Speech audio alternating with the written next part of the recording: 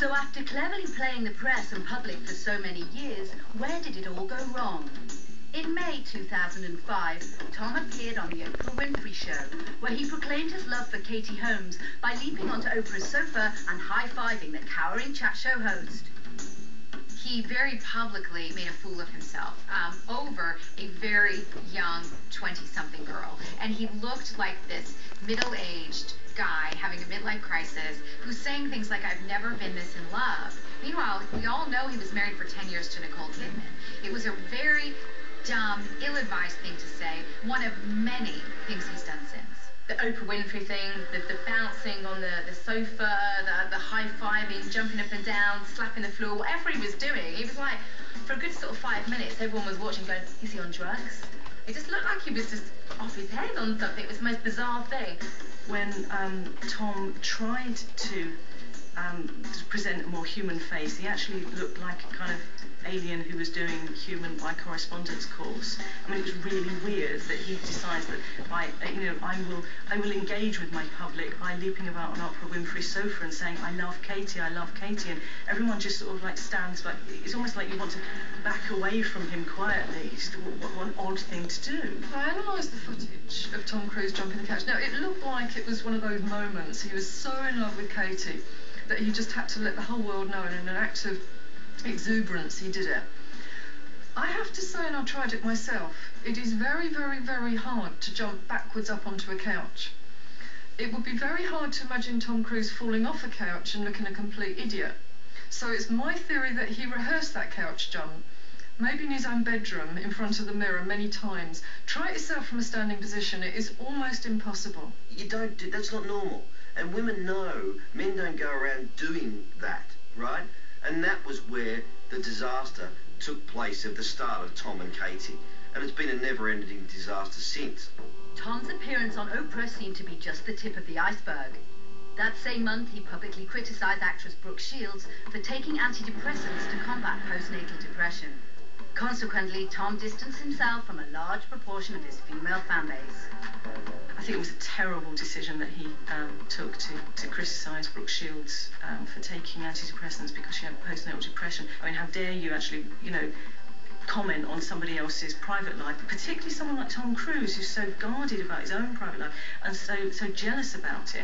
For him to just go on national TV and slate somebody that he doesn't know, who's suffering from a mental illness.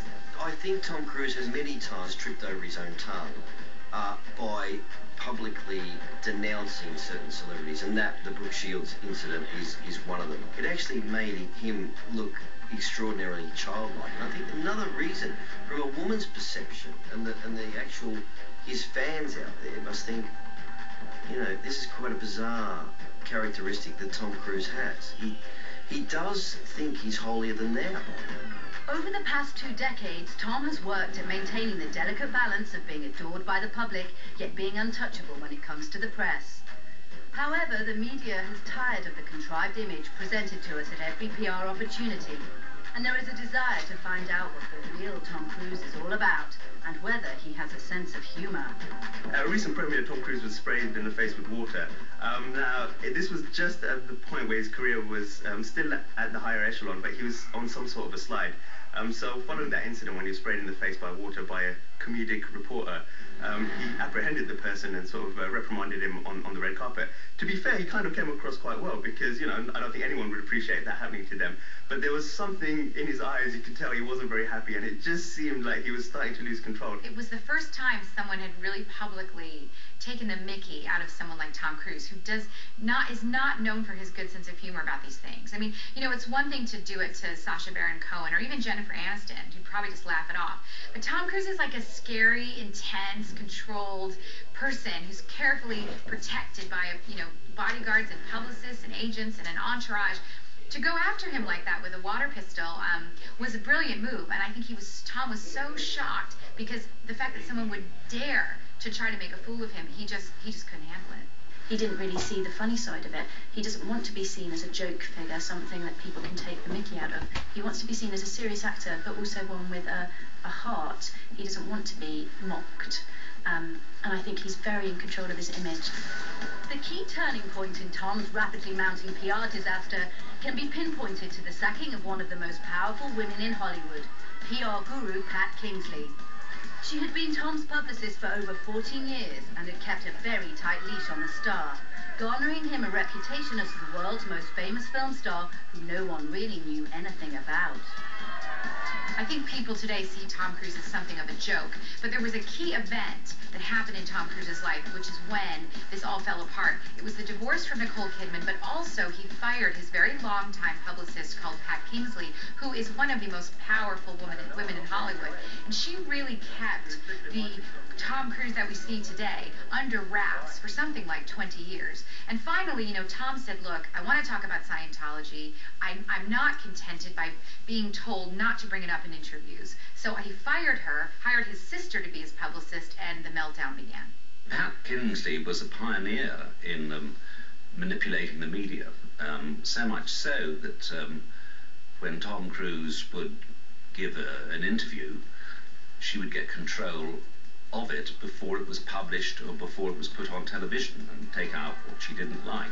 I think Pat Kingsley is one of the most feared people in Hollywood, and so subsequently nobody ever wrote anything nasty or suggested anything untoward about Tom Cruise because of the fear of crossing Pat, who represents not only Tom but lots of other powerful people in Hollywood. So if you upset her over one of her clients, you're not going to get access to any of her others. And when you've got the publicist that has protected you from a lot of allegedlys over the last 10 years, I think I'd go pretty mad with whatever has been protected. And Tom Cruise has been the most protected man, not only the last 10 years, but the last 20 years in Hollywood.